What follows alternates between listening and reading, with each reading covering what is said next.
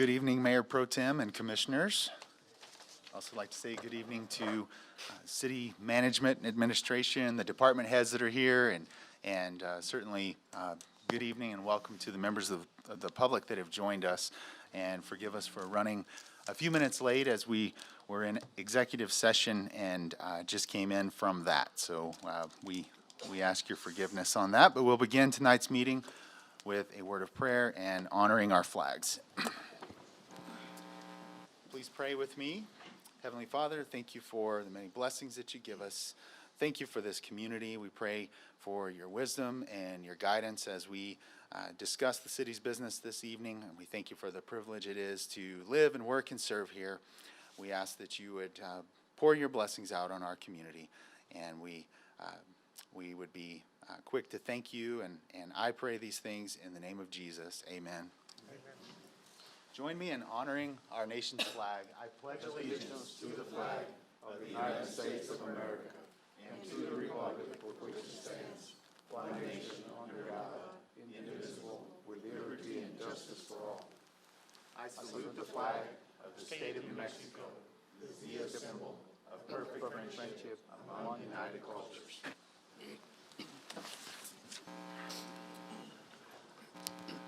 Our meeting is called to order.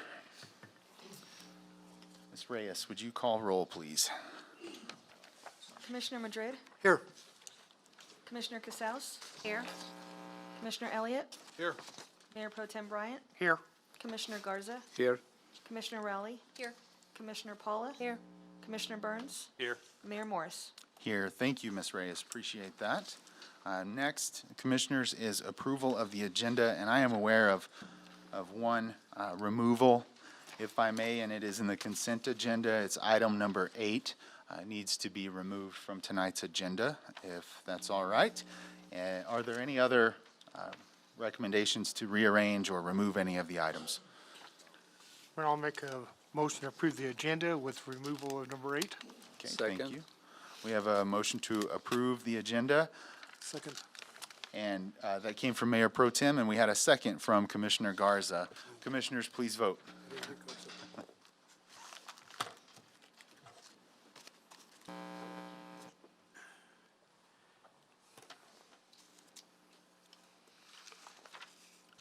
And by a vote of 8-0, the motion is carried and tonight's agenda has been approved. Next is approval of minutes.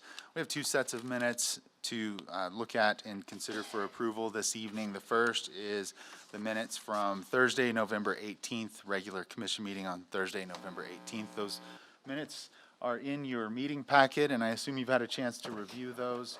Are there corrections, or is there a motion to approve? So moved. Second. Motion to approve the minutes from the November 18th meeting from Commissioner Casals. The second came from Commissioner Rowley. Commissioners, please vote.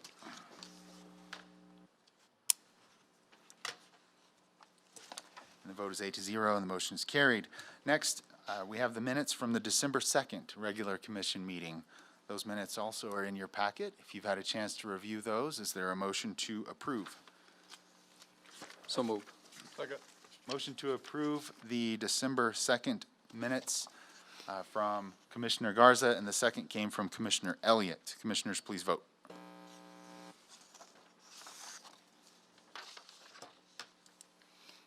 By a vote of 8-0, the motion is carried. Thank you.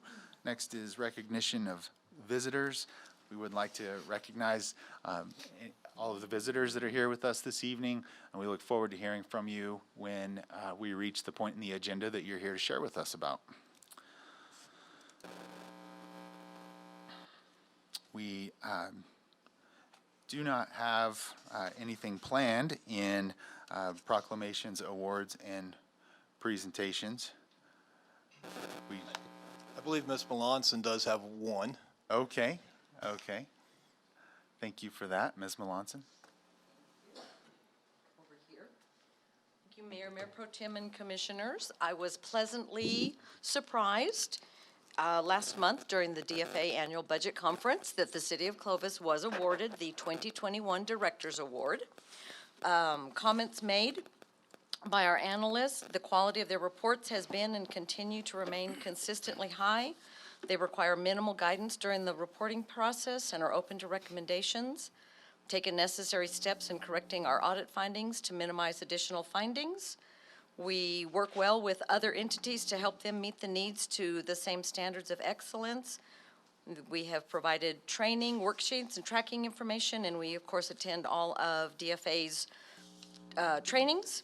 And then, in addition, sorry, I missed the other part.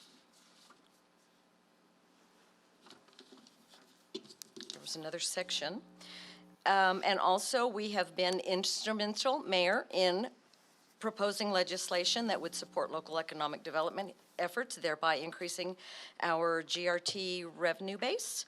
So on behalf of all of you, because it takes a team, and my city manager and assistant city manager, this budget award actually goes to all of us.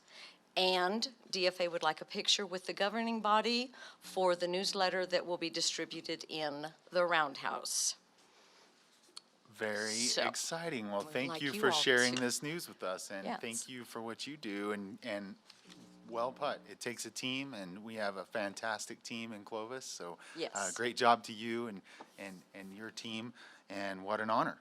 So- And you're asking for a picture Yes. right I- now? They're asking for a Okay. picture. You are the governing body. You are the governing body, and I would like No. these two to join me as well. We all stand, sit up here. Picture time. I'll stand at the back.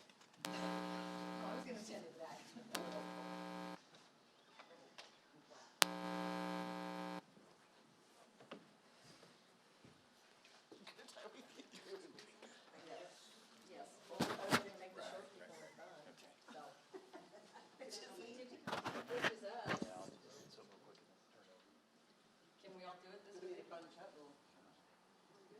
Nope, we're good.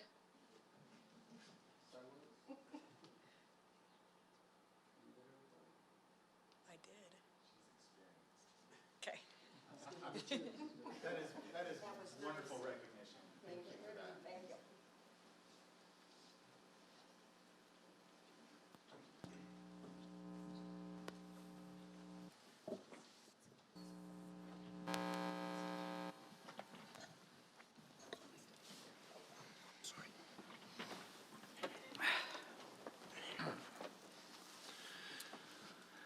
Very well, we will move on to receipts of petitions and communications, and we have one item planned there this evening, and once that's completed, if you're here to share with the commission, we'll give you the opportunity to do that. But the planned presentation is Clovis Police Re-Accreditation Report, and for that, we have Chief Ford. Chief Ford, welcome. Thank you for being here. Mayor Pro Tem, Commission, thank you. We, last week, were awarded our third reaccreditation from Municipal League and the Police Chiefs Association, State Police Chiefs Association, while at the Policing in 21st Century Conference in Albuquerque. We went through our inspection for that several months ago. We were originally accredited back in 2012. There are 256 standards we have to meet, 600 proofs of compliance that have to be met. This is quite the daunting task every year that we go through to make sure that we're doing what we're supposed to do. It shows the department is compliant with all the processes developed by the NMACP and the Municipal League, and shows that we're following our policy and procedures. Excuse me, accreditation process is usually a 3-day event where they bring in a team. They have a static display we'll put up, files inspection, evidence inspection, the ride-along, and professional standards inspection, which is performed by the team. Now, needless to say, with COVID, it was somewhat changed a little bit. We only had one person that showed up, and the rest were done through electronic inspection, but it went very well. The team did a great job. This portion of what takes place falls under our Support Service Division, and at this time, that falls under the command of Captain Robbie Tejas and Lieutenant Throne, who are behind me, and also their support specialist there. This is something I've also been in charge of at one time, and I can tell you is a very extensive process, and it takes a lot of time and effort to make sure that we are doing what we're supposed to do. So I will bring them up and thank them, but I just wanted you all to be aware that this is the third reaccreditation for the department. We've been in the process now for 10 years. originally accredited back in 12. So we're still meeting all the standards necessary. And this is a program that you will see expand, I believe, over the next many years, as it were, with all of the reform and issues that they're trying to address when it comes to law enforcement. So we are ahead of the game. We're doing it right, and they're doing a great job. So I would like my team, including Deputy Chief, would you all step up, please? They are here. I want them to be here. And this is what we get from them and that we do put in our conference room for everyone to see. So this is our certificate of reaccreditation for the next 3 years. So we will hold this, and it'll be reaccredited again in '24, whenever it will be taken care of for another reinspection. So thank you to my team. It is a department effort, but it's especially these fine gentlemen and people who keep on top of it and take care of it and make us look really good. So thank them and thank you guys.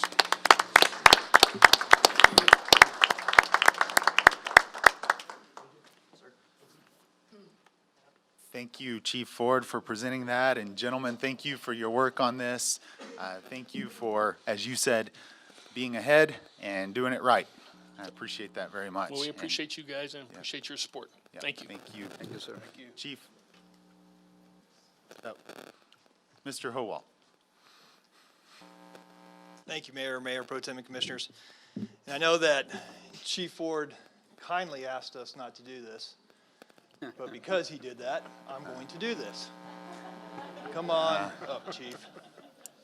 We could have saved him the trip back to his chair, but Figured I needed my steps. For those of you that have not heard, Chief Ford is retiring from the city of Clovis after 20-plus years of service for us at the end of this month. I was not going to let him get away without saying thank you. Thank you for those over 20 years of service to not the city of Clovis, plus his service to our country as a Marine. And so he has dedicated his life and his career to public service. And I think it's just something that should be celebrated and not let him go silently into the night. This is my second reaccreditation with the city of Clovis, and the second underneath Chief Ford. So I think that's a sign and a sentiment to how well he does with the men and women in his department and what they do and the standards that he holds and the expectations that he has for them. The community has been under fantastic, excellent eyes underneath his leadership. And so, once again, I just wanted to not let him get away without saying thank you. Thank you for everything you've done. Thank you for being patient with me as you've taught me different rules and laws and things that you guys have to adhere to. So thank you so much for what you've done for the city of Clovis and for this country. And I also wanted to give the commission an opportunity to recognize and thank you as well. thank you, Mr. Howalt, for those comments and for the opportunity to recognize Chief Ford. I'm glad that you didn't follow his instructions to not do something like this. Chief, there's just no way that we could, let you go without saying thanks, but as we think about how to say thanks, I don't know how we can properly say thank you. I feel like I'm very privileged to have gotten to know you a little bit more in the last couple of years. Knew you for years from seeing you around town, and you were my neighbor down the street, and I always felt better knowing you were right there, and I always felt better knowing you were the chief of police in my town. And I think of you, and I think that you are a fantastic son of Clovis, born and raised here, and went off and served our country, but then chose to use the prime years. I hope the best part is still ahead, but the prime years of your life and career in service to your hometown, to your city. And we are better off because of it. And it can't be said strongly enough or heartfelt enough, but thank you for what you've done for the city of Clovis. And we do have a plaque for you. I'll make my way down to give it to you, but Commissioners, Mayor Pro Tem, maybe you have comments as well. I do. Chief, thank you, first of all, and congratulations on your retirement and the years of service and your dedication to the city of Clovis. I do feel like you're leaving your department in very, very good hands, And we appreciate everything you do and what the department does for its citizens in the city of Clovis. Thank you. Chief, Thank you so much for all you do, and very professional. Got a good group of guys. I just think Clovis, New Mexico has one of the finest police departments in the country. Thank you. Chief, I have to agree with Gary, just exactly, and I think you've done the best job of any chief since I've been in Clovis, and I really do appreciate that. And good luck on your adventures in the future. Thanks, sir. Chief, whatever the road takes you, sir, God be with you. Thank you, sir. Thank you for your leadership in this community, and again, good luck. Thank you for your service. Thanks, sir. I want to thank you, Chief, for all the work you did for us, and good luck on your retirement. Hope you enjoy it. Gonna try. God bless you. We're going to miss you, Chief. I don't know who I'm going to be calling now. But good luck. I wish you the best. I think it's all been covered, but thank you, Chief, for your service. Chief, thank you very much. Those words sound so trivial for all the work that you have given to the city in the last 20 years. So we will do everything in our power to take good care of your department upon your retirement, and we wish you wonderful travels. Thank you. I appreciate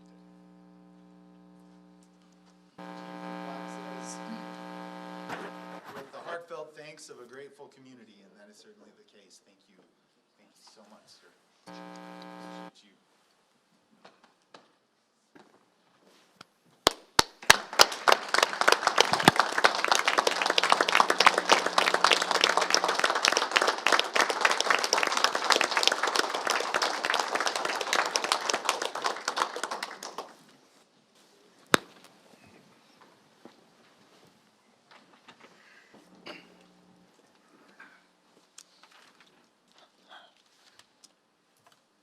Mayor Pro Tem and Commissioners, we are in receipts of petitions and communications. So any members of the public wishing to bring something before the commission this evening, now is the time. We'll pause for a moment to give you that opportunity. Is there anyone wishing to bring something before the commission tonight?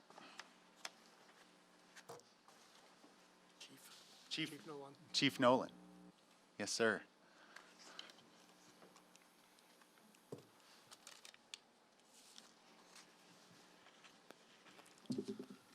Mayor Pro Tem, Commissioners. So Mr. Howalt beat me to what one of the things I was going to do. Thank you for your service. Secondly, this is my new deputy chief. This is Faye Craigmile. And Faye, you're going to let them know where you come from, and you might as well get used to speaking. Hello, Welcome. good evening. Welcome. Hello, everyone. Hello. Yes, I've been in the Air Force for 22 years. I was born in Wisconsin, and we raised in Colorado, so not far from here. Been all over the world, but decided to come back to Clovis. So, retired military Air Force. Outstanding. Well, thank you.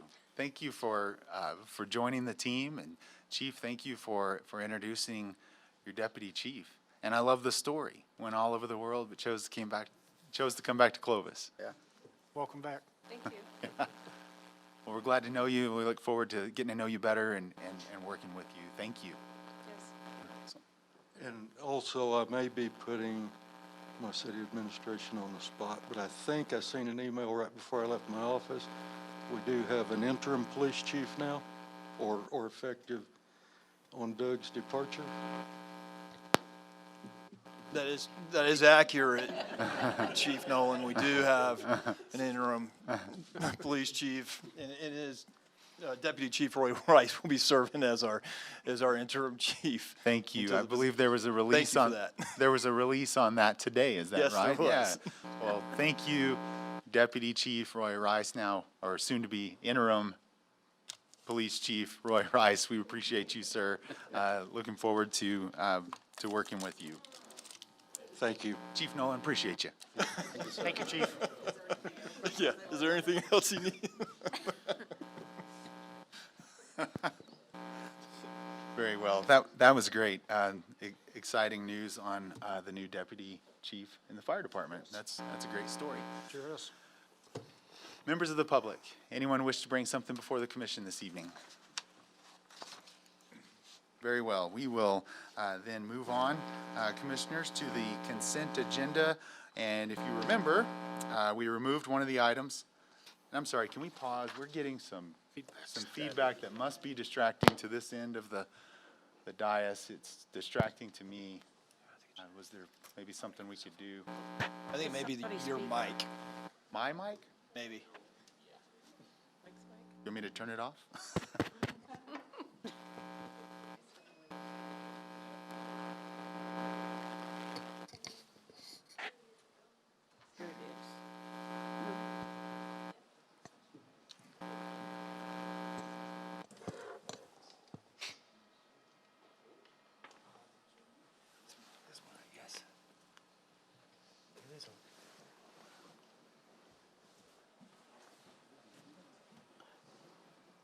It's gone. It was that one. When he turned it down, it just stopped. Turn it down too low for you, sir. There we go. Maybe that's better. Let's all use our big voices. And thank you to Mr. Hewitt and the IT crew for helping us work through that, and for all that you guys do all the time to make our meetings run smoothly. Appreciate the IT department. Again, Commissioners, Mayor Pro Tem, we are looking at the consent agenda, which now has 11 items on it. This item is placed on the agenda, as you're aware, so that you can, by unanimous consent, designate those routine agenda items that you wish to approve or acknowledge by one motion. If any proposal does not meet the approval of all commission members, or if a citizen so requests, it will be heard when reached under, when reached under the regular agenda. The first is the motion to place. The 11th is the motion to approve or acknowledge. So I will read 2 through 10. Item 2. We okay? Okay. Item 2 is request for approval of resolution number 3100-2021 DFA budget changes. Item 3 is request for approval of adoption of ordinance number 2156-2021, changing an RM residential multifamily to an RMC1 residential multifamily carport overlay. Said zone change to include lots 1 through 5 of Block 39 of the Clovis Original Subdivision, City of Clovis, Curry County, New Mexico. Address of zone change, 402 Rencher. Item 4 is request for approval of award of RFP 21-0607-03 Regional Mental Health Facility Feasibility Study to Anidium Health Consultants and agreement for services. Item 5 is request for approval of consulting agreement between the City of Clovis and TIP, or TIP Strategies Incorporated, for the Economic Development Study. Item 6, request for approval of task order with Moles and Corbin for design, bidding, and construction phase services for drainage improvements on Purdue Avenue between Eccles and Cameo. Item 7, request for approval of task order with CDM Smith for dam engineering support services. Item 8, request for approval of memorandum of agreement between New Mexico Department of Health and City of Clovis. Item 9, request for approval to apply for and accept, if awarded, the 2021 T-Mobile Hometown Grant amount in the amount of $36,800.75 to purchase an outdoor projector system. Item 10, request for approval of letter of commitment between the City of Clovis and Best Friends Animal Society for programmatic assessment of the Clovis Animal Shelter. Commissioners, Mayor Pro Tem, that is your consent agenda. I would entertain a motion to place the indicated items on the consent agenda by unanimous vote. So moved. Second. Motion from Commissioner Casal, second from Commissioner Garza. Commissioners, please vote.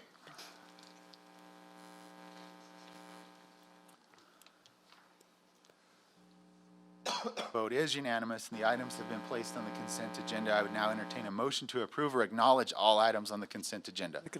Make a motion to approve, Okay, motion to approve. these all items on the consent agenda. Very well. Motion to approve from Commissioner Madrid. Second. Second from Commissioner Rowley. What is before you is the approval and acknowledgement of all items on the consent agenda. Commissioners, please vote. And it is unanimous. The motion is carried. The consent agenda has been approved. Thank you. Next is introduction and adoption of resolutions and ordinances.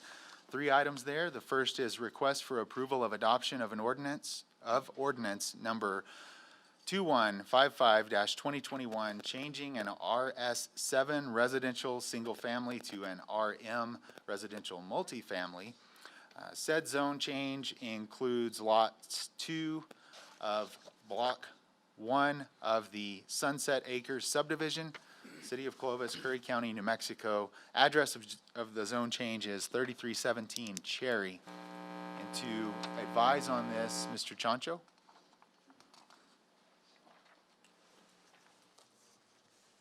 Good evening, sir. Thank you. Thank you, Mayor, Commissioners.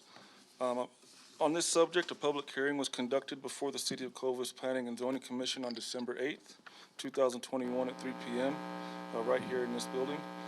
The applicant and all witnesses that testified were properly sworn in or subject to cross-examination. All required notices and publications were accomplished, and there is filed 40% protest. The applicant is Michael Gonzalez and Stephen A. Chavez, Jr. The request meets the requirement of Chapter 17 of the city's Unified Development Ordinance. The request is also consistent with the city's comprehensive plan. There is no compelling evidence that there would be a threat to public health, safety, and welfare, which is unique to the proposed request.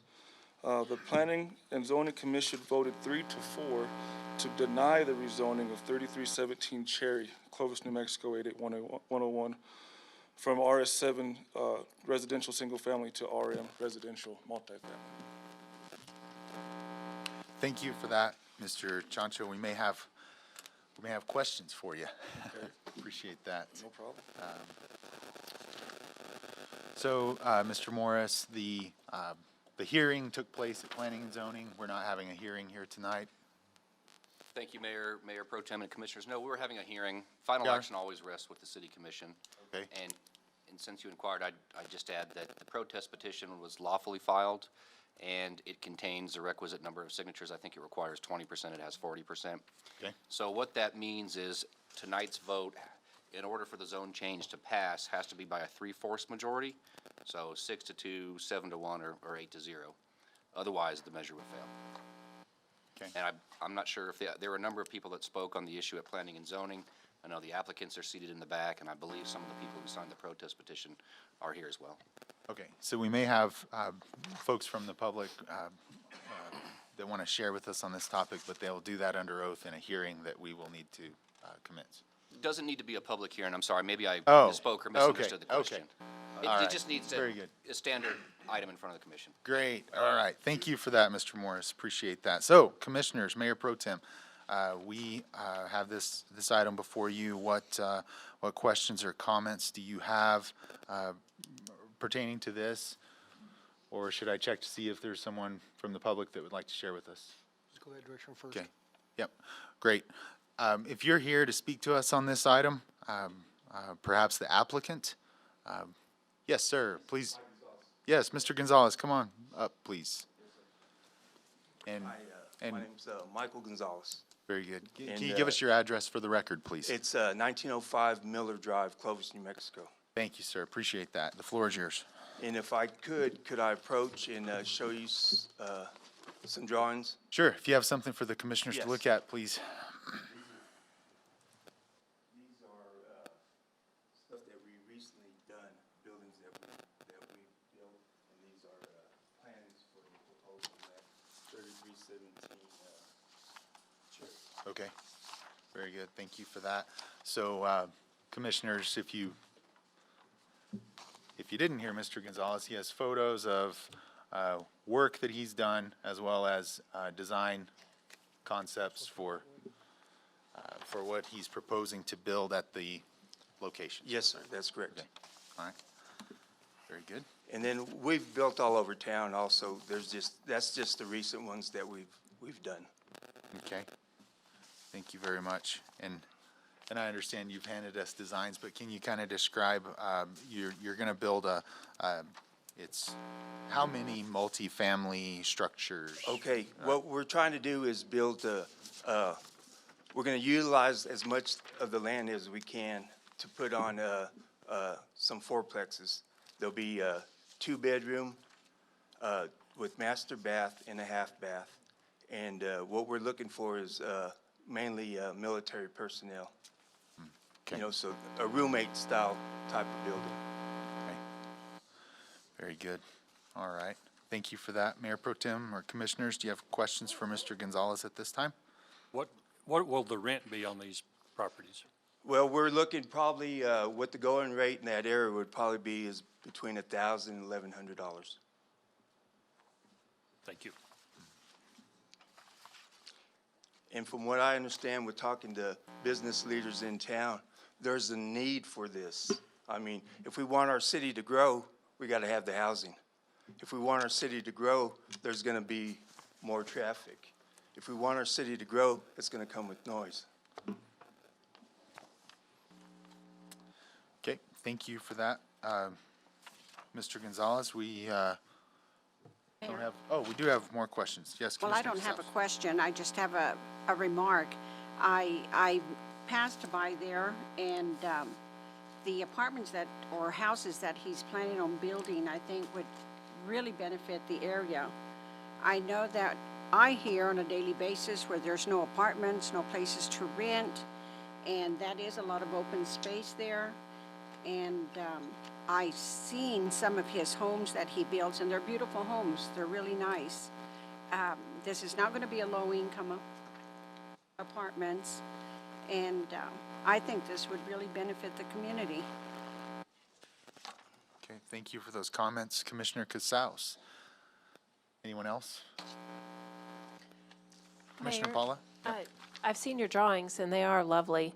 I do think that the city is lacking very much in this type of development. However, I would really like to hear from the 40% of the people who are against this, because I feel like we have 40% of the citizens in that area who don't want this, and they live there every day. So I would like to hear from them. I agree, Commissioner Paula. Thank you for those comments. Mr. Gonzalez, if you could perhaps stand by, maybe we'll have more questions for Okay, you that'd be great. shortly. Yes, Yeah, thank you. you. Yeah. Is there anyone that has joined us that is protesting this, that would like to share? Yes, ma'am.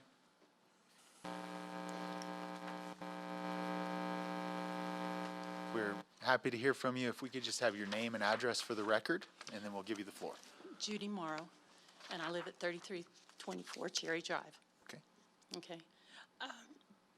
Excuse me. There are only five residences on this block that he's talking about in that area. We are a very close community, very quiet, and we are upset that it may disrupt our neighborhood. I understand that we need more housing in Clovis, but he doesn't even live in this area. It's not going to affect his property.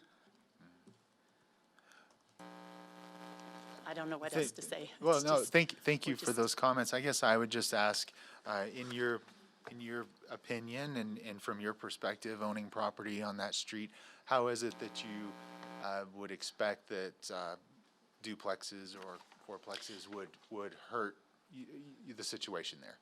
Okay, Mrs.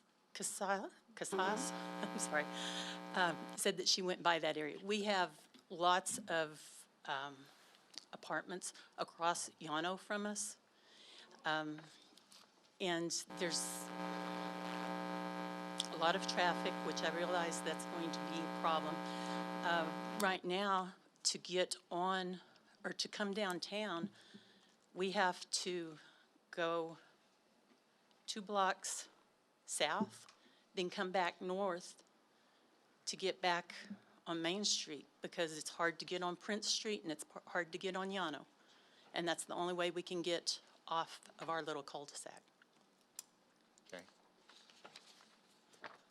Plus the additional, if you, he's talking 4 quads, is that 16?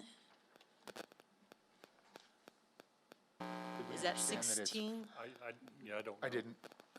That's what, how many quads are you? Well, it depends on what we, we're gonna utilize all the land that we can. So it's gonna depend on what we can actually put on there. 2 for sure, maybe 3. Okay. All right, thank you. Appreciate that. Yeah, that helps for that, so. And these are the other residents that are there, close by, some of the residents. Okay, well, thank you for that. Commissioners, any questions for this resident? Okay, appreciate hearing from you. Thank you.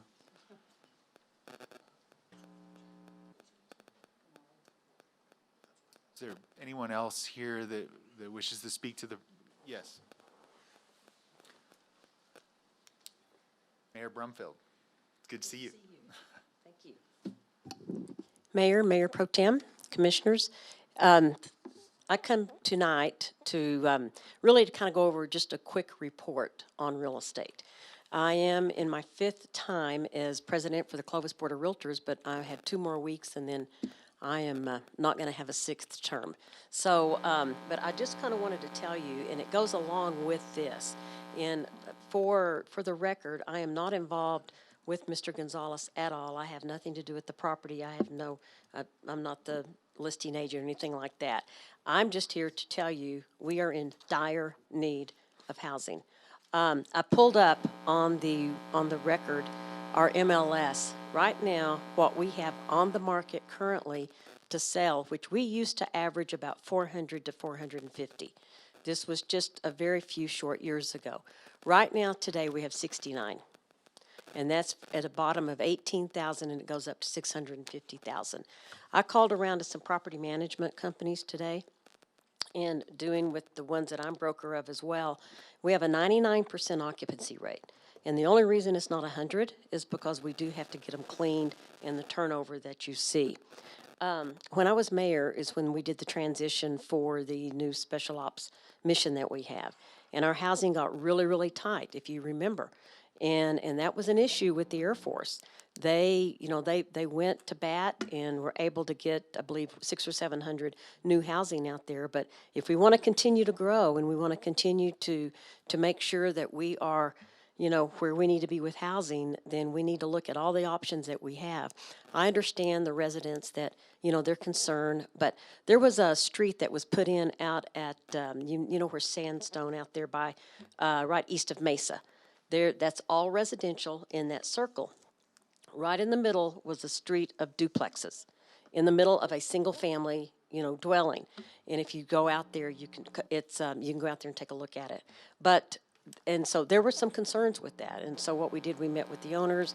We, gave them all everything that we needed to do. And there's several duplexes. There's a lot more than 2 or 3 at the most.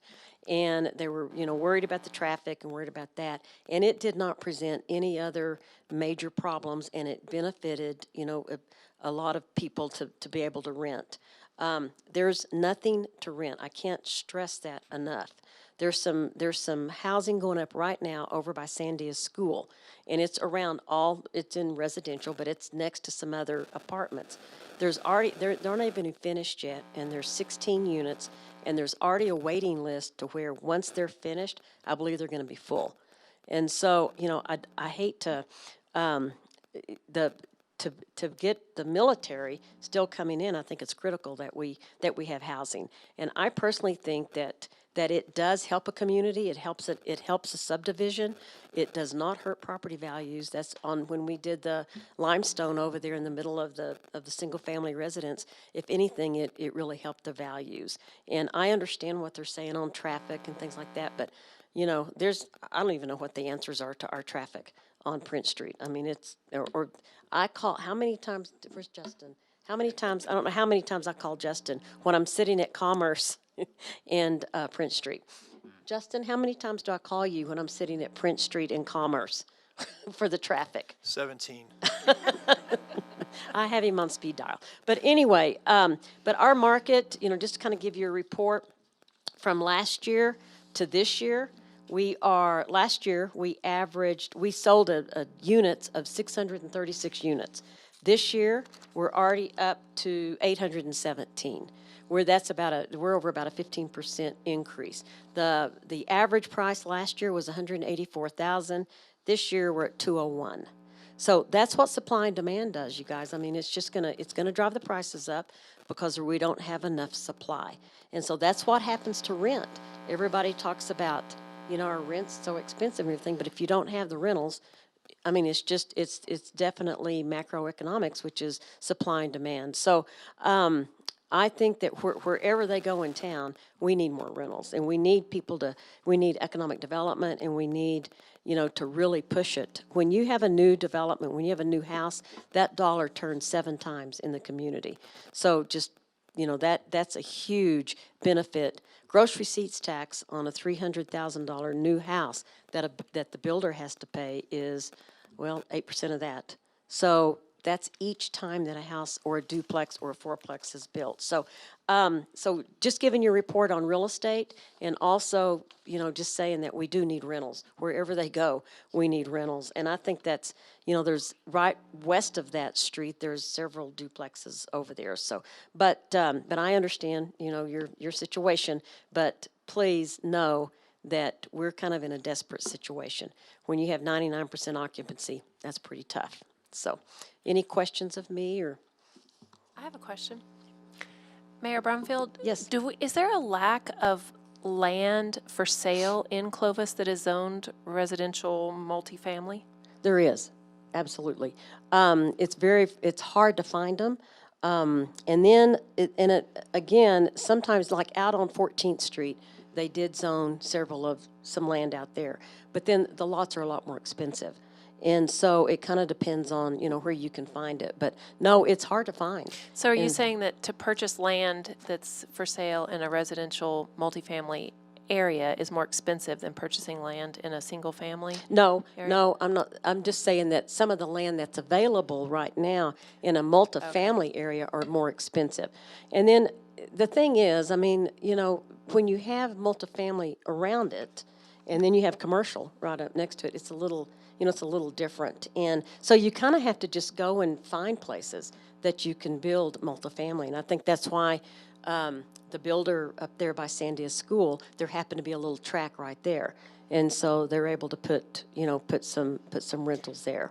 So I have a question, and I don't know the answer. I'm just going to ask. Is it possible for us to zone some additional residential multifamily areas rather than kind of putting a square peg in a round hole on Cherry Street? Thank you, Mayor Pro Tem and Commissioners. Commissioner Paula, zone changes are always requested by the property owners, not by the city of Clovis. And so in this particular instance, they're looking to rezone it. The property owner is looking at that request. When an area is annexed into the city, it always comes in as our most restrictive zone, which is residential single family. And then they request a zone change to change it out from that. Okay. So it's always initiated by the private property owner. Okay. Thank you for those questions, Commissioner Paula, for that explanation. Mr. Howalt, Commissioner Madrid, did you have something? I was going to say, you know, change is hard, but sometimes change has got to happen because we got to progress further on. We got to go see what's best for the city, not what's best for us individuals, because your neighborhood, you know, in my neighborhood, they built apartments, and I don't have any problem with it. And as far as getting on the street like Llano, you know what, you have to go right and then turn around and come back. I have that problem over there on 21st. When I leave the house, I have to go that way because 21st, there's a lot of traffic on 21st also. But it's not because of the apartments, it's because everybody's traveling through there.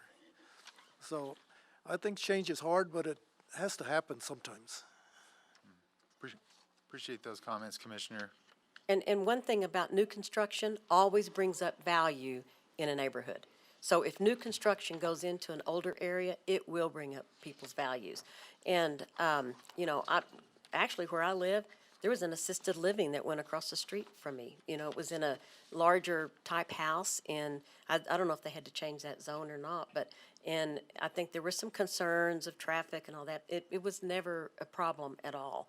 And so I just, you know, I think that my main reason to be here is to tell you a little bit about real estate, that it's the last 2 years have been, I've never seen anything like it, and I've only been doing it for about 43 years.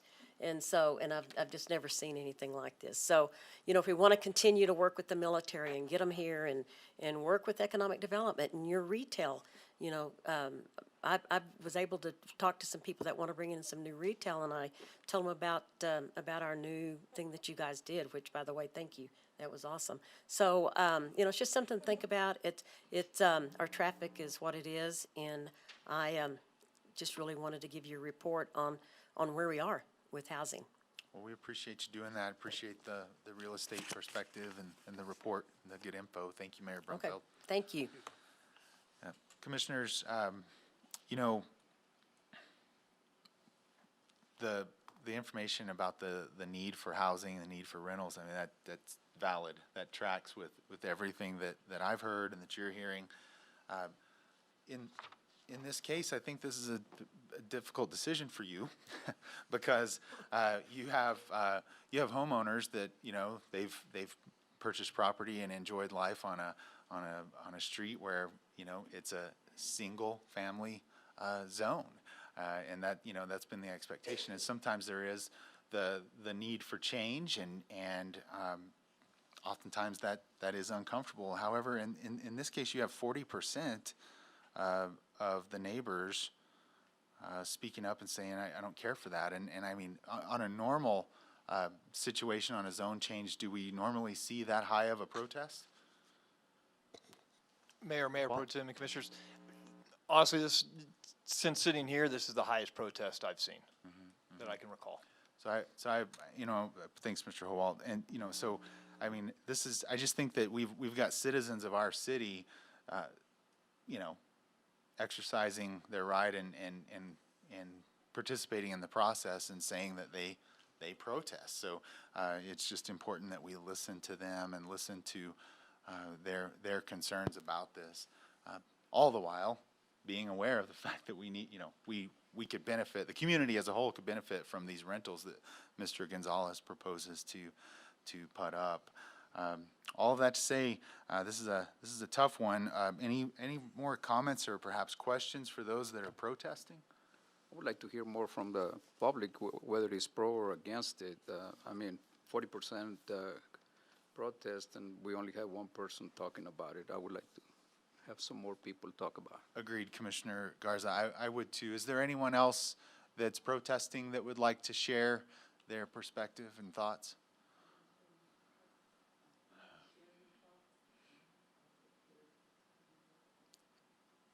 No? Anyone from the public that wishes to weigh in on this? Maybe how many in the audience is actually protesting this? Can we just see a show of hands? There. Yes, Mr. Chancho. So the protest on this one isn't typical. Usually for zone changes, like a commercial zone change, we do a whole half of a block. So that increases the amount of people we have to notify. In this case, it's a single lot, so there was only 10 people that were notified, and their protest, of the 4, only 4 protested. So that kind of changes the dynamics when we're not notifying 30 people. It's just 10. Yeah. If that makes sense. So 10, it does. So just to kind of think about this, so 10 residents were notified. 6 evidently have no concerns or problems with it, but 4 do. 4 in that area protested. There were some outside of the 100-foot radius that did protest, but from within that 100-foot, only 4 written protests. Gotcha. Okay. And to clear up, if I may, to clear up the amount of area that they could take up, just looking at it quickly, and it's not taking into account how the utilities would be laid out. Each one would take 2 parking spaces. 20% of the lot would have to stay open space, so they could really only fit 2 in there. 2, Fourplexes. fourplexes. Yes. 2 The way it looks now. So we'd be adding 3 would be a 8. tight fit. 8 housing units. Right. And we have landscaping and parking things they'd have to meet, and we're thinking 2 of those would probably be all we could get in there, if that helps. Thank you for that, Mr. Chancho. Appreciate that. Wait, I have a quick question, if I may, Oh, Mayor. yeah, Commissioner Paula, go ahead. Okay, so I'm confused, Mr. Chancho, you say that there were 10 people notified and 4 protested, but I'm looking at the petition, is this different? Oh, okay, So of those signatures you have there, only 4 of them were in that 100 square foot, or 100-foot radius that had to be notified. but 9, well, let's see, 8 Right. living So on Cherry. we only count the protest of the notified individuals that Okay. are in that 100-foot. Okay, thank you. Yes, ma'am. Good question. Thanks for that clarification. Any further debate?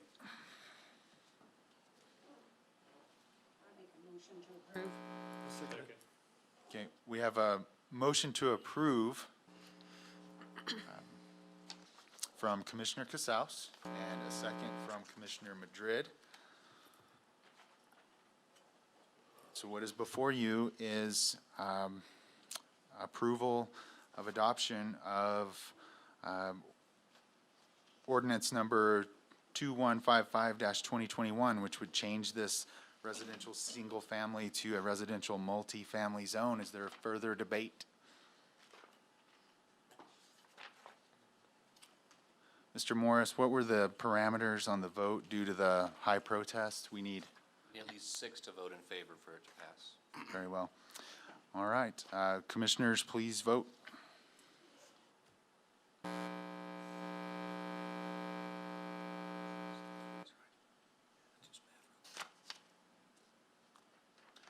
By a vote of 5 in favor and 3 against, it fails. It fails. So the motion has failed. And the residential single-family zone will remain. It will not be changed to a multifamily.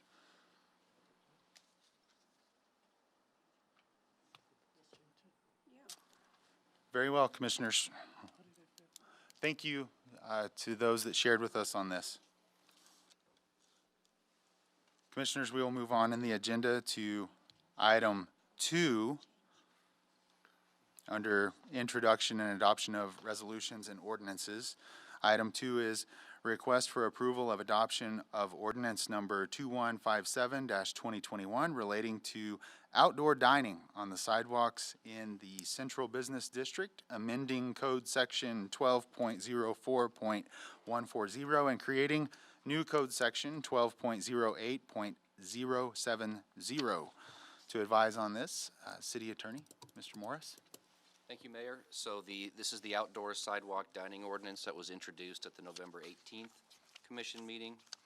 If you recall, it requires us to repeal a code section that outlaws sidewalk dining, essentially.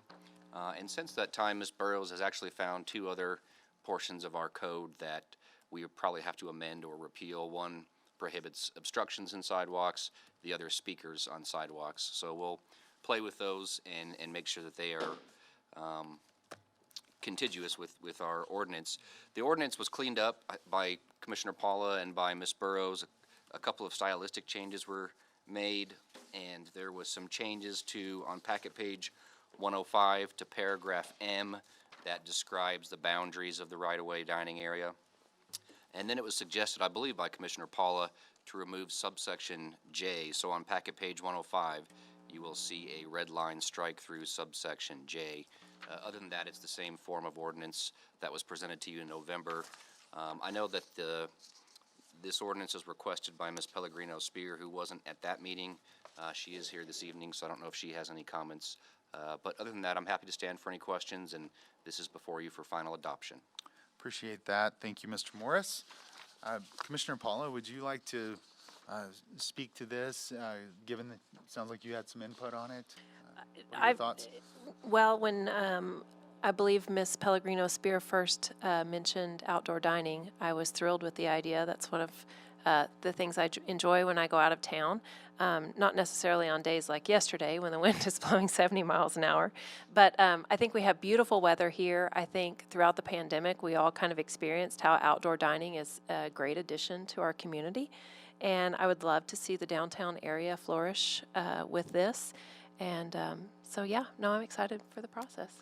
Yeah, thank you. Appreciate that. I am too.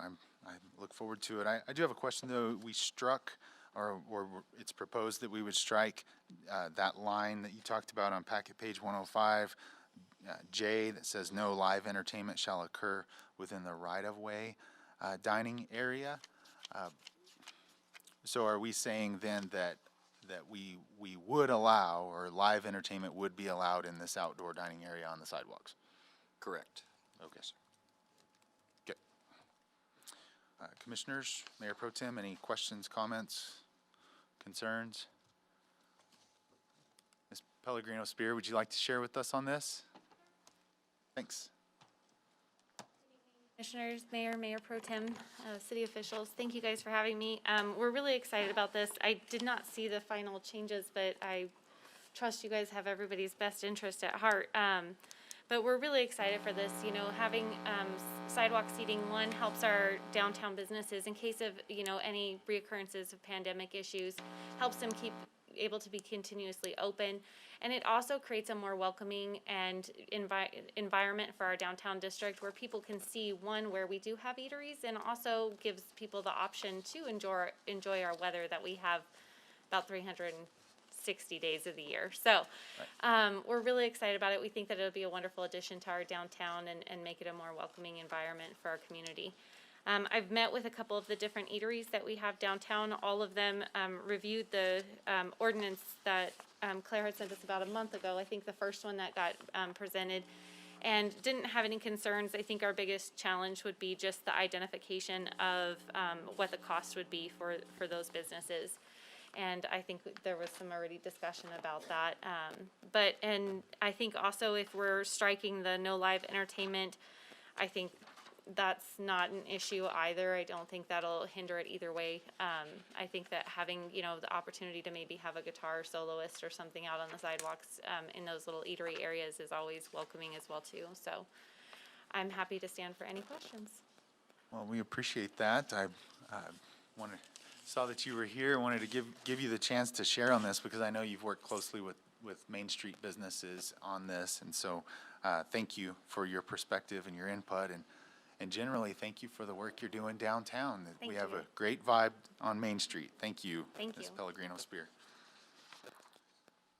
Commissioners, further debate, questions, comments? Is there a motion? I move for approval. Second. Okay, you raced to that one, Commissioners. The motion to approve came from Commissioner Madrid. The second came from Commissioner Paula. What is before you is the approval of adoption of ordinance number 2157-2021 relating to outdoor dining on city sidewalks in the Central Business District. Please vote.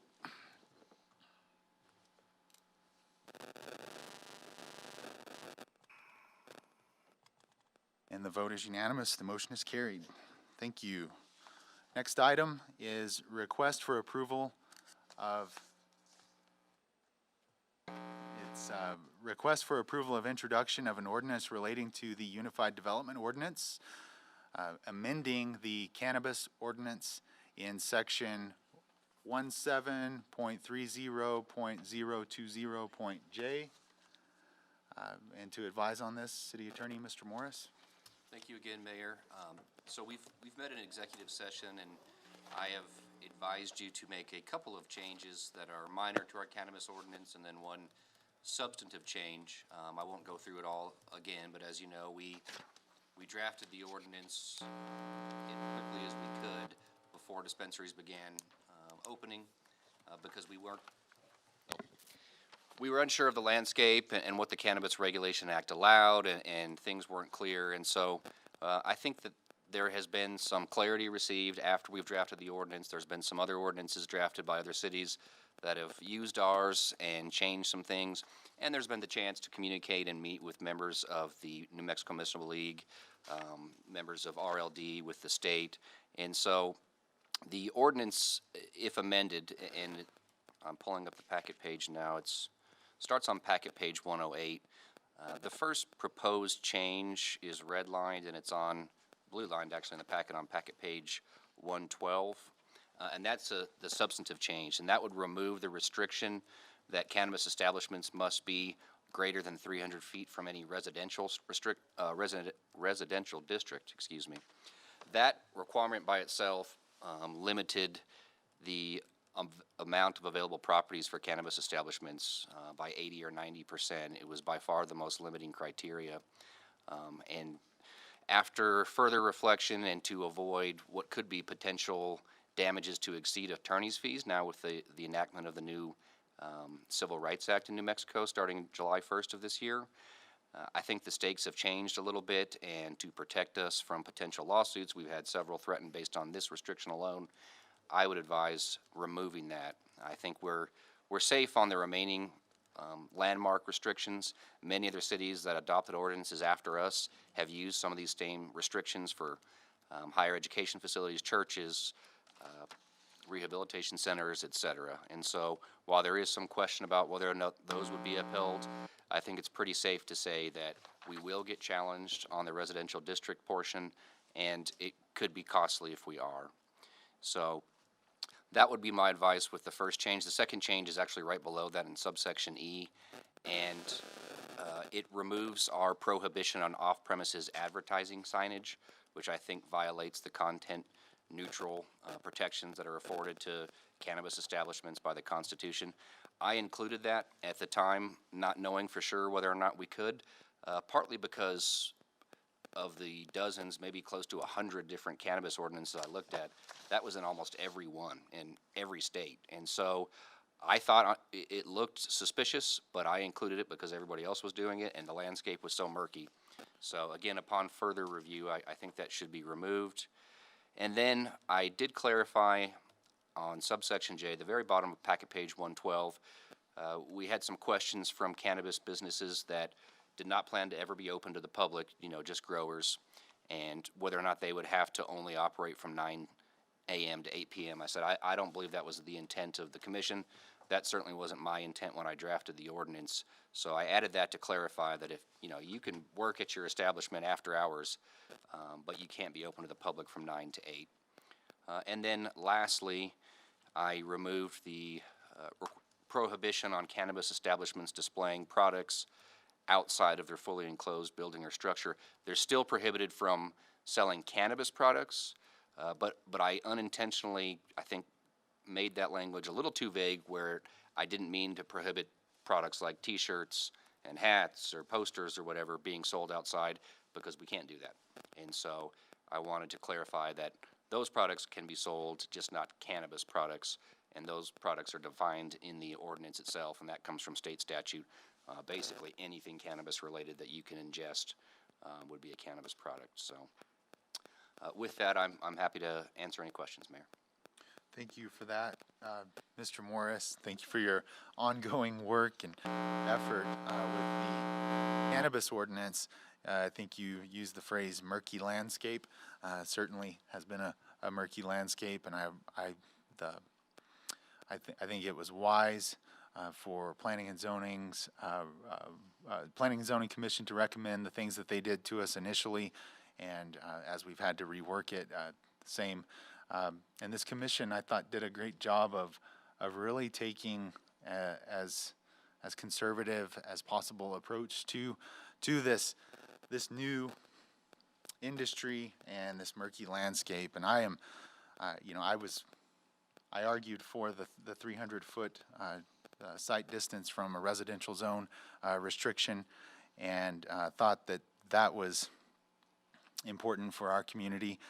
However, on your advice and as we've seen, more information come out, I agree with you that we would be subjecting the city to risk of lawsuit and those types of things, and we certainly don't want to do that. We want to get this right. We want to get it right for our community and right for the citizens and right for this industry, frankly. So appreciate that. I just want to be clear on the products that can be displayed outside. You're striking language so that they're free to display products that do not contain cannabis outside. Correct. So I'm striking that entire second sentence in subsection K. Okay. So it's completely removed. But if you refer back to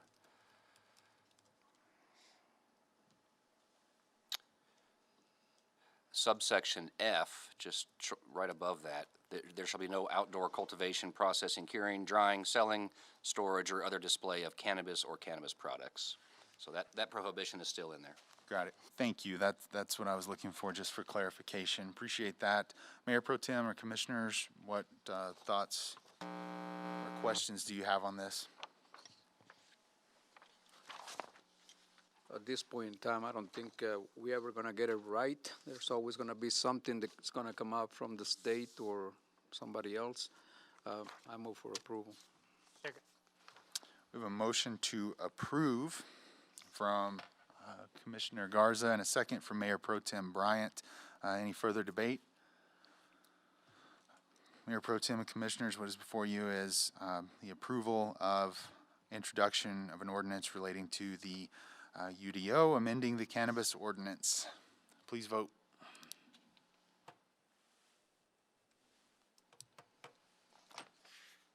By a vote of 8-0, the motion is carried. Thank you.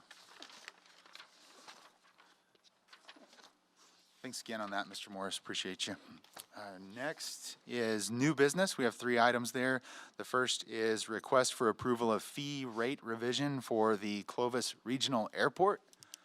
And our airport director, Mr. James Harris, is here. Good to see you, Mr. Harris.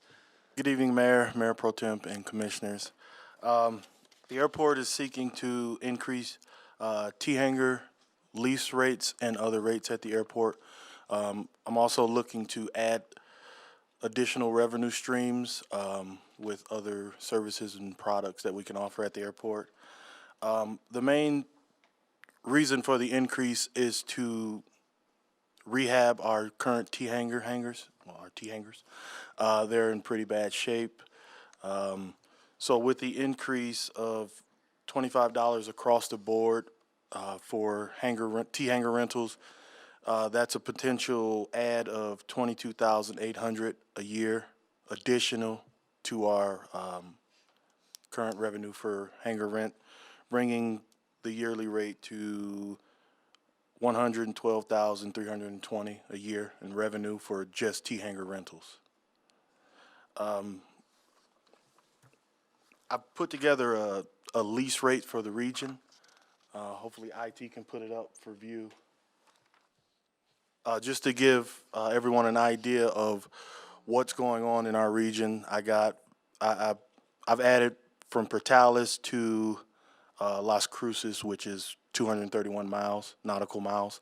So it's a big area. Since we can't get that, I'll give you an example. For a T-hanger for a small aircraft in Lubbock, it's $315. And I'm proposing to raise ours to, depending on the hanger, the age of the hanger, and the, oh, there it is, and the size, it would be between 100 and 150 for one of the T-hangers now. I've also added what they charge for transit aircraft for a daily rate for their, what we call a community hangar. I'd like to also add an increase from from $30 to a tiered system.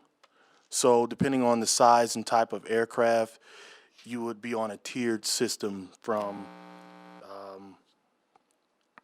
$50 to $85, depending on how big your aircraft is. Some of the other rates that we'd like to increase is our monthly FBO hanger rate, our community hanger rate, which right now we're charging $100 flat fee. and we just like to bring that up to 150. And then we have some rates that we like to add, such as, where is it? For some equipment that we want to get, we have an aircraft heater where in the winter, pilots can keep their aircraft warm while they wait on their passengers. Denver Air has expressed their need for a product like that. The ground power units we want to add, and some lavatory service and aircraft towing for the airport. On December the 7th, the Civil Aviation Board met. I presented them with this proposal, and it was approved by the Civil Aviation Board. Thank you for that, Mr. Harris. Commissioners, Mayor Pro Tem, I actually sit on civil aviation, and so I can tell you that we had a lot of good discussion on this. One, we really appreciate Mr. Harris doing the research, and understanding what the services are that those that have planes appreciate, right? And what services are important that our airport is providing as it grows. And then he did the research to look at hangar fees, as he mentioned. And I'll tell you, there are members of the Civil Aviation Board that have hangar space at the airport that that agreed to this and said they're interested in seeing some improvements done with that plan. And of course, Mr. Harris has a plan for that. And then to add to that discussion as we raise fees, I think it's so important that they are reinvested and there's a plan for doing that. And we kind of talked about those types of things, which led us to talk about the concept of an asset management plan being put in place at the airport. As there's investment made in equipment and property, we would use an asset management plan to manage that over time, so that we're not, back in the same shape somewhere down the road. That we take care of it properly. So, what questions would you have for Mr. Harris on this? Mr. Harris, on this revenue we can expect, can we match that to a grant or something to work on this also? Yes, I'm working with the state. They're trying to find funding to help us. They came out for a visit. I showed them the conditions of our hangars, and they were quite concerned, and they want to help us. So I'm waiting to hear word back from New Mexico DOT if they're going to help us rehabilitate these hangars. They need some work. So I had Nick Griego and Sons come around, and they took a look at all our hangars, and they've estimated approximately $1.5 million to rehab all of our T hangars. So with the rate increase and help from the state, I believe we can get our hangars top notch in a couple of years. Thank you. Great question, Commissioner Garza, and great response and plan, Mr. Harris. Appreciate that. Any further questions or debate? I move for approval. Okay, we have a motion to approve from. Sorry, could you also include, James put effective dates in there of July the 1st, 2022 for the T hangar increases, and all other increases take effect January 1, 2022. Could you please take that into consideration and include that in your motion? Okay. Commissioner Garza has amended his motion to include those specifics about the effective dates. And we had a second from Commissioner Rowley. Okay, very good. All right, commissioners, please vote.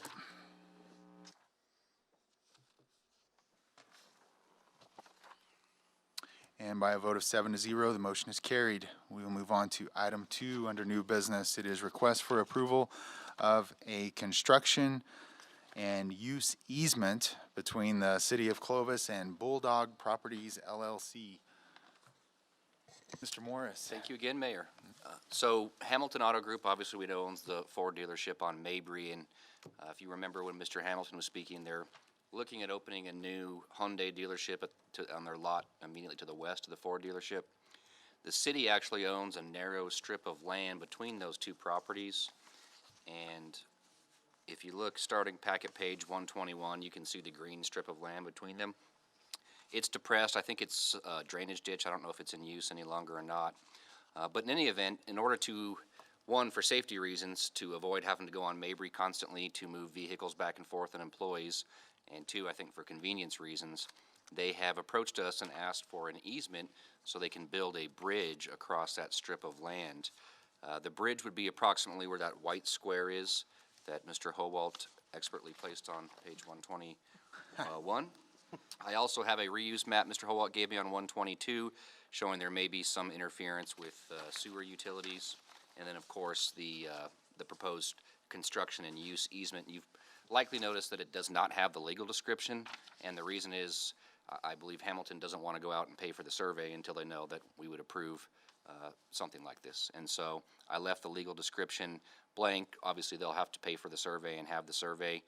Minimal risk to the city in that the proposed easement requires them to pay any and all expenses related to basically everything, and also gives us the ability to terminate the easement if we would like to do that. And so easements usually of this type come with a nominal yearly fee, and the reason is because you look at the value of that strip of land before and after the easement to come up with a fee schedule, and it probably would be nominal, especially when we have a provision in our easement that says we can make them move it at any time. And so in any event, that's what's been proposed by Hamilton Auto Group, and I've drafted the easement for your review, and I can answer any questions that you have. Seems pretty straightforward. Thank you for that, Mr. Morris. We're talking about a bridge across a drainage ditch. Mr. Howalt, any concerns about, if we get rain, the ditch not performing and getting water through there? Thank you, Mayor Pro Tem and Commissioners. If you notice on packet page 123 under number 2, we did consider that, and we said that the bridge shall be designed to allow for the conveyance of the 100-year event in the channel. That 100-year event reflects an event based off of FEMA standards, and so they have to make sure that they're not going to impair the capabilities of that ditch. Okay. How do we confirm that? How do we audit that? I mean, it's just in the design? Yeah, they're going to have to submit to us design plans. Okay, all right. And so when they do that, we'll review it. Their engineers will establish what those high water levels are. They'll have to make sure the abutments are above those. And so we'll review all of that once they get to design phases. Okay, very good. Thank you for that. Mayor Pro Tem or Commissioners, questions? I move for approval. Okay, we have a motion to approve from Commissioner Rowley and a second from Commissioner Garza. Mayor Pro Tem and Commissioners, what is before you is the approval of a construction and use easement between the City of Clovis and Bulldog Properties. Please vote.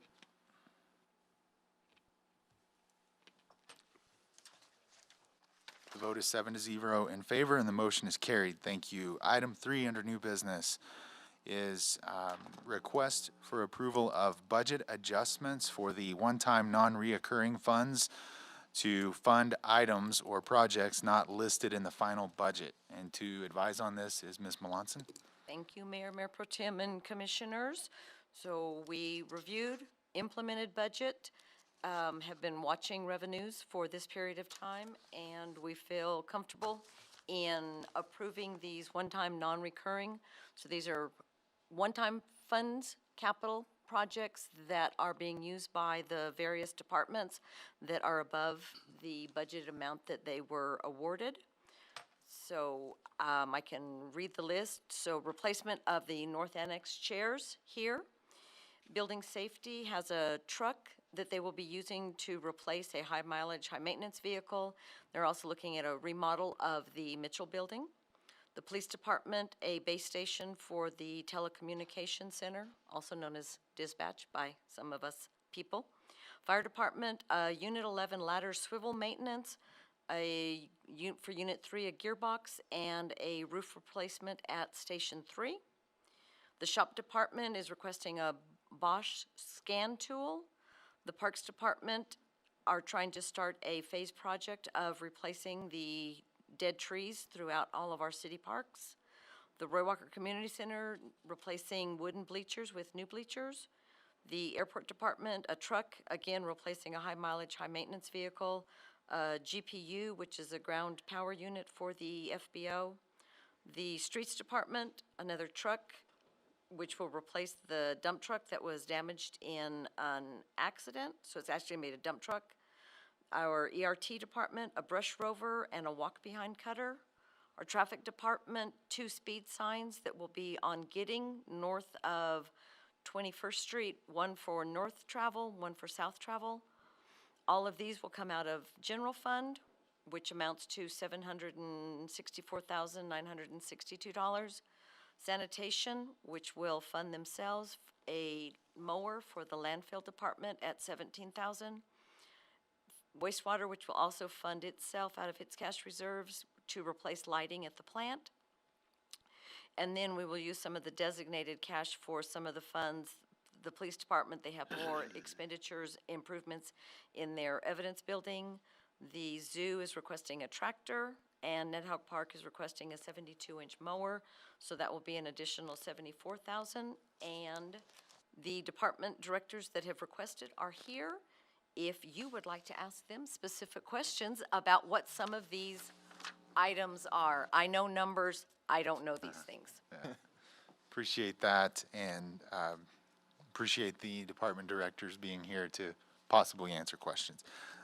Commissioners, I think that it's exciting. I think that the ability to use $890,000+ to get some things that these departments need and advance some projects that they are working on.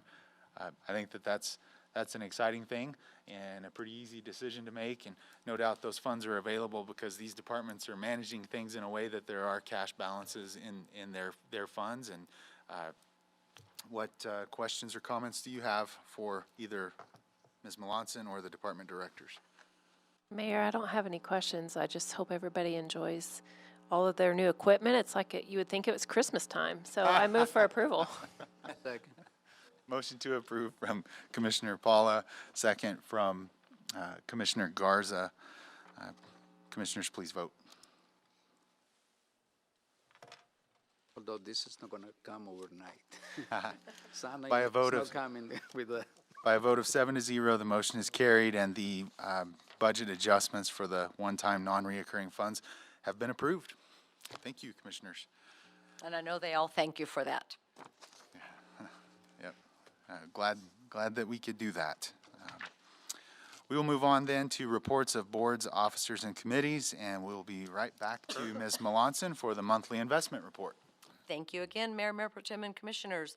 The month of November, we started with $53.6 million, ending at $53.4 million in our cash and investments. General Fund 1, $6.8 million. Solid Waste Fund 2, $2.4 million. Our Wastewater Fund 10, $3.8 million. Our Economic Development Gross Receipts Fund 64, $3.4 million. Our Water Quarter Percent Gross Receipts Fund 66, $5 million. Our Special Streets Fund 75, $1.1 million. And our Drainage Improvements, $1.3 million. And of course, our American Rescue Plan at $4.7 million. On the next page, the breakdown, we have a little over $30 million in our local cash in bank and $23.2 million in our state investment pool. Our interest for the month was $3,700. Our state pool interest rate creeped up a little bit to 0.0673, and our 5-month year-to-date interest is a little over $19,000, and TRD has not released the data for this month's gross receipts collection, so I will be sending that out to you later. The money is in the bank, but the report is not here to support it, so I don't know where we are on it. How much is in the bank? Enough. And then may I also change hats before, if you have questions as well, I'll happy to answer them. But Ms. Reyes and I have been hot and heavy working on candidate packets. She's actually going to be assisting me this year in the election cycle. She's learning more than she may have ever wanted to. But we did get packets prepared. They have been uploaded to the website on the election link. And we also have hard copies in our office if any candidate would like to come by and pick them up. Candidate filing date will be January 4th from 9 a.m. to 5 p.m. It will be here in no time in our office. And we're both available to answer questions. Thank you for that, and glad to hear that Ms. Reyes is involved and helping with that, and that she's available to answer questions from potential candidates. Snuck up on us. It's election season. You said the filing date is January 4th? January 4th, yes. Your address as of December 1st will be with the new districts Right. in place. Yes. Very good, very good. Well, are there any questions for Ms. Melanson on the investment report or on candidate filing information? Doesn't seem to be any questions. Thank you very much for that. Appreciate it. Next in reports, we have a report regarding the Civil Aviation Board meeting, which took place on December 7th. You got a great summary of that meeting in Mr. Harris's request before you this evening concerning the fee and rate revision. I would only add to that the Civil Aviation Board is just thrilled with all of the activity and progress happening at the airport, and very supportive of all of that. Next, report regarding the Planning and Zoning Commission meeting that happened on Wednesday, December 8th. Would someone like to report on that? Commissioner Garza? Yes, well, we heard two zone change requests, and which we approved one and denied the other. I think we need to give it a little thought about this request in the future if we want to help with housing. And that's all I have on that. And we discussed the ever-changing cannabis regulation account, which was approved for introduction. And that's it. Very good. Well, thank you for that. Thanks for your service on the Planning and Zoning Commission. Next, do we have a report regarding Parks, Recreation, and Beautification Committee meeting, which happened on Monday, the 13th? Got it. Commissioner Madrid? Okay, we had a request from an action regarding AYSO, an agreement with the soccer program, and that was recommended that they give 6 months so they could come up with another plan, so they can, on that one. And then they had request discussion recommendation regarding boxing program at Ray Walker Gym, and we had a lot of people here, and it was pretty interesting, and that motion passed. And then we had a discussion on Nidhogg motocross programs, and that was tabled for more information. And then we had a report on request for discussion, recommendation to apply for and accept T-Mobile hometown grant to purchase an outdoor projector, screen, and system. And that passed. And Russell, do you have anything on the updates you want to share with us?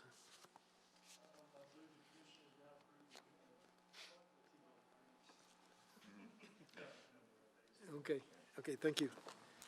You know, anything you want to add to, Commissioner? No, the only other update I think we heard was that there's some playground equipment going up around town, so that should be coming soon. Well, that's exciting. Good deal.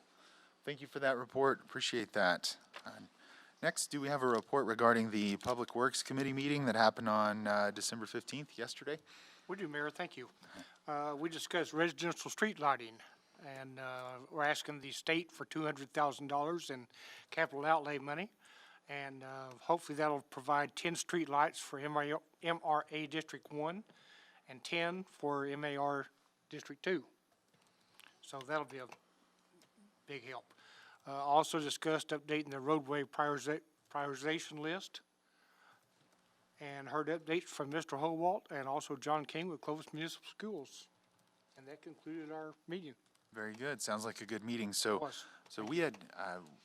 we did list street lighting in our capital outlay requests as a commission. We voted on that, correct? Yes, So So now your committee has taken up the work of making a recommendation about, if funded, where to start. Right. And your committee elected to do that in the metropolitan redevelopment areas, east and west of downtown. Great, thank you for that, Mayor Pro Tem, appreciate it. Let's see here, where are we at? We've had lots of meetings. Senior Services Committee met today. It was a brief meeting, and I'm on that committee, but I had to join it late and join it by Google Meets. But there was I don't believe any action taken on anything, but we did discuss the artwork or the potential selection of artwork for the Hillcrest Senior Center. And then we also talked about, speaking of the Hillcrest Senior Center, the Senior Services Committee discussed the idea of naming the new senior center, and it was decided that they would recommend putting that question out to the public for suggestions for the name of the new senior center. We're kind of getting in the habit of calling it the Hillcrest Senior Center because that's where it's going to be located, but it doesn't have to be the name of it. It's not Juan Garza then? So you would like to submit your name as the, okay. I always stated that at a public meeting that, no. Very good. All right, next we did have the Eastern New Mexico Water Utility Authority Board meeting today, just prior to this meeting. And I can update you briefly on that. There were several new business items that were approved. The Water Authority Board took action on approval of the loan grant agreement that Commissioners, you saw before you, I believe, at our last commission meeting,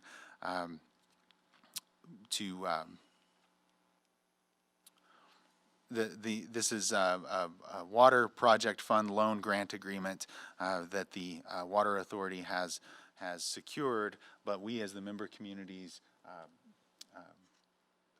sign basically as guaranteeing our portion of those loans. And so that will be closing, and that's an important piece of funding for the Finished Water 1 project, which we hope to have out to bid in the spring.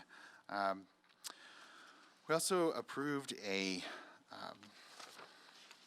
professional services agreement with West LLC to provide consultation, information, and assistance regarding procurement and related matters. And that's a nice segue into how I would wrap up my report on the authority, but the Water Utility Authority is having to really ramp up its operation in light of the federal infrastructure bill, which is going to inject a good amount of federal funding, which means then we are approaching the state for the state funding portion. And then, of course, the local communities will be looking at how to come up with their local shares. However, the Water Authority administrator and staff are really busy with all of this activity, working on the various phases of the project that are underway. And so a good way to handle that was to go out in a contract for professional services, and they were able to find that, and we thought that was the best deal for the authority, the best value, that is. So the big news is still the federal infrastructure bill funding. We are meeting very frequently, myself and our consultants and the administrator and the engineers, and we are working on updating project cost estimates as well as developing our strategy of asking the federal government for the funds that we need, and also going to the state to ask them for funds. We will be making an ask of the state legislature in this next session. All right. Mayor, could I bring up one more thing? Yes, sir. On Public Works, this wasn't really on the agenda, but it's something that we are going to discuss. Commissioner Elliott brought it up, and I thought it was very important that we need to discuss some speed control, especially on East 21st and on Commerce Way. And I don't know what the answer to it is, but we're definitely going to discuss it in our next meeting and see if we can come up with some thoughts and ideas on how to address that. So I just wanted to put that in there as well. Oh, I'm glad you did. Thank you for sharing that. All right. Last under reports, we were hoping to have a report on the strategic planning implementation. And on that, Ms. Burrows was going to give that. Are we still having that tonight? And I can quickly do it. Okay. So fair enough. Let's have it, Mr. Howalt. Thank you, Mayor Pro Tem and Commissioners. And of course, this commission adopted the strategic plan back in June of this year. And as part of that adoption, we wanted to provide you guys an update every 6 months. And so what I have done is, and had Ms. Burrows do, is prepare a 300 slideshow for you this evening to provide for that update. And so I will summarize it down into the one handout that we provided you this evening that kind of lists what we've been doing with our departments. Our departments have done a great job in taking the plan that you guys adopted and approved and using that to work on their work plans, to think about their work projects that they need to do, what they need to be looking for within their departments. And so we did meet with each of them, followed up with each of them, provided you this handout, and just basically want this evening, since you've had a chance to review it, is see if you had any questions on the work that we've been progressing towards. With that, I'm happy to answer any questions, and we won't have to pull up that slideshow. Very, very good. Well, thank you for the abbreviated version of that update, and thank you for the update. You know, commissioners, we went through the strategic planning process and included the department heads and city management, and really tried to focus, you know, what it is that the priorities were. So I appreciate the city manager coming back to us and reporting as to how that's going, and I know that you do as well. Do you have questions for Mr. Howalt? This time. You did great. We'll just keep going then. We're going to have to think of some tough questions for next time, but no, thank you for that. Appreciate it. Future agenda items to discuss, Mr. Howalt? Thank you, Mayor Pro Tem Commissioners. The couple of items that we have so far, of course, are the sign code is up for consideration and adoption at our next meeting. We also are going to have a letter of support for a grant and a request for us to be the fiscal agent for the Main Street program. And the grant is through the New Mexico Main Street program itself. And then, of course, tonight y'all approved the ordinance for sidewalk dining. As part of that approval, we'll need to establish a fee, and so we'll bring that for you for consideration at the next meeting as well. And that's what I have at this time. Very good. Thank you for that. Then we will announce date, time, and place of upcoming board and commission meetings. We want to make note that City Hall will be closed Friday, December 24th, and Monday, December 27th for Christmas. City Hall will also be closed on Monday, January 3rd in observance of New Year's Day. And then in the early part of next year, on January 4th, the Civil Aviation Board will meet on Tuesday, January 4th, here in the North Annex. And our first City Commission meeting in 22 will be at 5:15 on Thursday, January 6th. Commissioners, it's always a pleasure, and this being the holiday season, I want to wish you a Merry Christmas, and I hope that you and your families are blessed. Thank you. We are adjourned. Mayor.